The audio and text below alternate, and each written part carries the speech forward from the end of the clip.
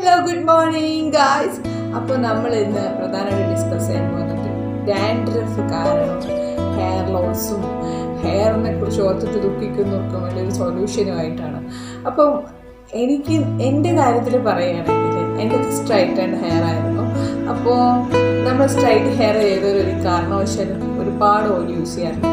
അപ്പോൾ continuously shampoo കൂടി ചെയ്യണം. അപ്പോൾ കണ്ടിന്യൂസ്ലി ഷാമ്പൂ ചെയ്യുമ്പോൾ പ്രധാന പ്രശ്നം ഹെയർ ഗ്രേ ആകാനുള്ള സാധ്യതയുള്ളതിനെ പറ്റി ആരും ശ്രദ്ധിക്കാറില്ല. അപ്പം ഓയിലിങ് ചെയ്യുന്നില്ല, ഷാമ്പൂ മാത്രം ചെയ്യുന്നവർക്ക് ഹെയർ നന്നായിട്ട് ഗ്രേ ആവാനും ലോസ് ആവാനും ഒക്കെ സാധ്യതയുണ്ട്. അപ്പം നമുക്ക് ഈ ഓയിൽ തേച്ചുള്ള പ്രശ്നം എന്ന് വെച്ചാൽ നമ്മൾ സാധാരണ കോക്കനട്ട് ഓയിൽ തേക്കുമ്പോൾ ഭയങ്കരമായിട്ട് ഒട്ടി പിടിച്ചിരിക്കുക, പിന്നെ ഫേസിലൊക്കെ വരിക.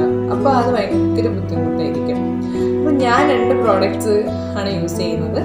അപ്പോൾ സാധാരണ ഞാനും ഇതുപോലെ ഒരുപാട് ഓയിലൊന്നും യൂസ് ചെയ്യാറില്ല.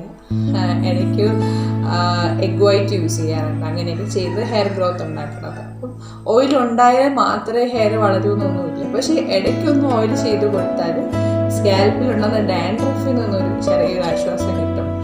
അപ്പോൾ ഞാനിങ്ങനെ ഒരു കോവിഡ് ടൈമിൽ എൻ്റെ ഹെയർ ഫുള്ള് ലോസായെന്ന് പറഞ്ഞാൽ അത്രയ്ക്കും നന്നായിട്ട് പോയി. ഈ ഭാഗത്തൊന്നും മുഴുവനായിട്ട് പോയി.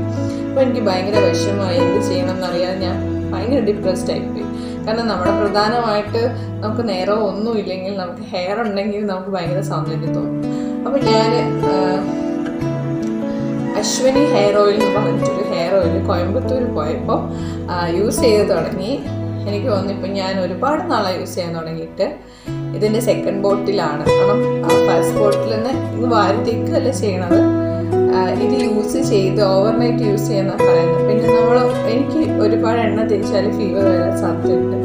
അപ്പോൾ എനിക്ക് തലയിലോട്ട് ഇറങ്ങിയിട്ട് ഭയങ്കര ബുദ്ധിമുട്ടാണ്. അപ്പോൾ അതുകൊണ്ട് തന്നെ ഞാൻ ഈ ഓയിൽ തേച്ചിട്ടൊരു 1 hour 2 hour ഒക്കെ നന്നായിട്ട് മസാജ് ചെയ്യും.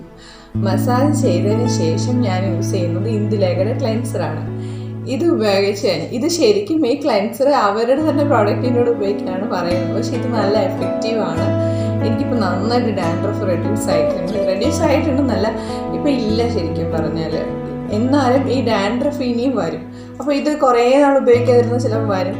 പിന്നെ ഞാൻ റെയറായിട്ടാണ് ഇപ്പോൾ ഷാമ്പു യൂസ് ചെയ്യുന്നത്. അപ്പോൾ ഇതുള്ളത് കൊണ്ട് എൻ്റെ ഒറിജിനൽ ഹെയറിൻ്റെ ഗ്രോത്ത് സ്റ്റിമുലേറ്റ് ചെയ്യാൻ വേണ്ടിയിട്ട് കൂടുതൽ ഇത് സഹായിക്കുകയും ചെയ്യും. അപ്പോൾ ഹെയർ ഗ്രോത്ത് ഒക്കെ വന്നതിന് ശേഷം മാത്രമേ പിന്നെ നിങ്ങൾ ഹെയർ സ്ട്രൈറ്റനിങ് ചെയ്യാൻ പാടുള്ളൂ. അല്ലെങ്കിൽ ഉറപ്പായിട്ട് ഹെയർ ഡാമേജ് ആവും.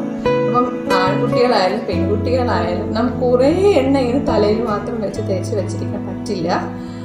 നമ്മൾ എണ്ണ കഴുകിക്കളയാൻ തന്നെ വേണം. 2 ദിവസം യൂസ് ചെയ്താൽ മതി വീക്കിലി. അപ്പം ഇത് 2 ട്രൈ ചെയ്ത് നോക്കുക.